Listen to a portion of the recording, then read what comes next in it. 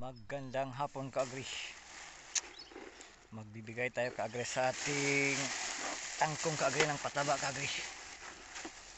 Bigyan nating pataba kaagri para makakain tayo ng isang buwan lang ito kaagri. 3 weeks na po ito kaagri. Ating tangkong. Ito po. Kagandahan sa tangkong kaagri kay yung tinatawag kaagri na cash crop. Isang buwan lang kaagri, makakain ka na dito kaagri. Kunting tiis na lang. Kahit paabutin natin sa 45 days o 40 days, ka-harvest na kaagri dito. So, mga isang semana, wala na. Kain ka na dito kaagri. Madali lang ito kaagri. Ang gadahan to pag maramihan tanim kaagri. Kaya maka-harvest ka, makabinta ka ng madalian ba.